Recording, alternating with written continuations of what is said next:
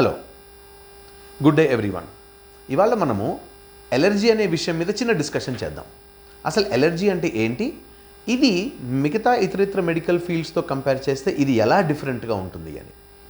నేను యాక్చువల్గా నా పేరు డాక్టర్ కేదార్ అండి. నేను ఒక పీడియాట్రిషియన్ని, చైల్డ్ స్పెషలిస్ట్ని, ఇన్ఫెక్షస్ డిసీజెస్ స్పెషలిస్ట్ని అండ్ ఎలర్జీ స్పెషలిస్ట్ని అంకుర హాస్పిటల్ కూకట్పల్లిలో పనిచేస్తున్నాను. నేను బై ప్రొఫెషన్ నేను ఒక పీడియాట్రిషియన్ని, కానీ నా ఇష్టానుసారంగా నేను ఎలర్జీ ఫీల్డ్ని ఎంచుకున్నాను. దీంట్లో ఏంటంటే నేను చూసిన దాంట్లో ఎప్పుడైతే నేను హైదరాబాద్లో 2007లో ప్రాక్టీస్ మొదలు పెట్టానో అప్పటి నుంచి కంపేర్ చేస్తే 2012లో ఎలర్జీ యొక్క ఇంపార్టెన్స్ని నేను గ్రహించి 1 ఇయర్ బ్రేక్ తీసుకుని నా కెరియర్లో నేను క్రిస్టియన్ మెడికల్ కాలేజ్ వెల్లూరు వెళ్ళి అక్కడ ఎలర్జీ కోర్స్ చేసి మళ్ళీ వచ్చాను. 2014 నుంచి 2020 దాకా 6 to 8% ఎలర్జీ కేసులు పెరుగుతూ ఉండేవి. కానీ 2020 తర్వాత సుమారుగా ప్రతి సంవత్సరం 20% ఎలర్జీ కేసులు పెరగడం నేను చూశాను. అండ్ నా దగ్గర ఇప్పుడు 300 పేషెంట్లకు పైగా ఇమ్యూనోథెరపీ పొందుతున్నారు. ఈ యొక్క అవగాహన కోసం నేను ఒక చిన్న కేసుతో స్టార్ట్ చేస్తాను. చిన్న ఎగ్జాంపుల్ ఒకటి ఇస్తాను. 1 ఇయర్ బ్యాక్, ఒక సంవత్సరం క్రితం, ఒక 18 ఏళ్ల బాబు నా దగ్గరికి వచ్చాడు. తను ఒక ఇంజనీరింగ్ స్టూడెంట్. తన కంప్లైంట్స్ ఏంటంటే గత 6 సంవత్సరాల నుంచి తనకి రికరెంట్గా కఫ్, కోల్డ్ అవన్నీ వస్తున్నాయి. అది రావడం వల్ల cough, cold, running nose, sneezings ఇలాంటివన్నీ రావడంగా తను పల్మనాలజిస్ట్ని కలిసి కరెక్ట్ పద్ధతి ప్రకారంగానే మందులు వాడారు.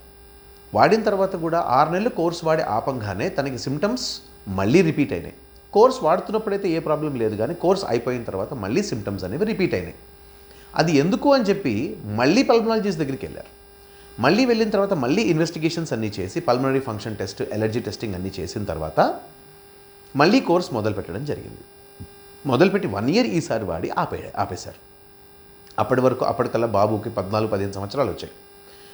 ఆపేసిన తర్వాత మళ్ళీ 2-3 మంత్స్లో మళ్ళీ సిమ్టమ్స్ వచ్చాయి. కొంతమందిని కనుక్కున్న తర్వాత వాళ్ళు నా దగ్గరికి వచ్చారు. నేను వాళ్ళకి మొత్తం హిస్టరీ అంతా చూసి, తీసుకున్న ట్రీట్మెంట్ అంతా చూసిన తర్వాత స్పెసిఫిక్ ఎలర్జీ టెస్టింగ్ అనేది ఉంటుందండి. ఎందువల్ల అసలు ఈ బాబుకి ఎలర్జీ వచ్చింది అనే ఒక టెస్ట్ని చేయడం వల్ల హౌస్ డస్ట్ మైట్ అనే ఒక మైక్రోస్కోపిక్ ఆర్గానిజం యొక్క స్కిన్ షెడ్డింగ్ వల్ల ఇది వచ్చింది అని కనుక్కోవడం జరిగింది.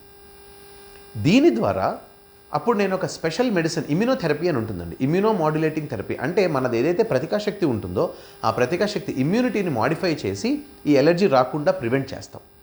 ఆ థెరపీ హౌస్ డస్ట్ మైట్కి స్టార్ట్ చేయడం జరిగింది. 1 ఇయర్లో తను ఏదైతే మందులు తీసుకుంటున్నాడో ఆ మందులన్నీ ఆపేయంగా మనకి ఈ యొక్క సిమ్టమ్స్లో నుంచి కూడా బాగా రిలీఫ్ వచ్చి వితౌట్ మెడిసిన్స్ ఏమీ లేకుండా కూడా చైల్డ్కి యొక్క సిమ్టమ్స్ అన్నీ కూడా తగ్గడం జరిగింది. యూజువల్గా దీని కోర్స్ 2 to 3 ఇయర్స్ ఉంటుందండి. ఇది వాడిన తర్వాత చాలా మటుకు 99% మందికి చాలా రిలీఫ్ అయితే ఉంటుంది.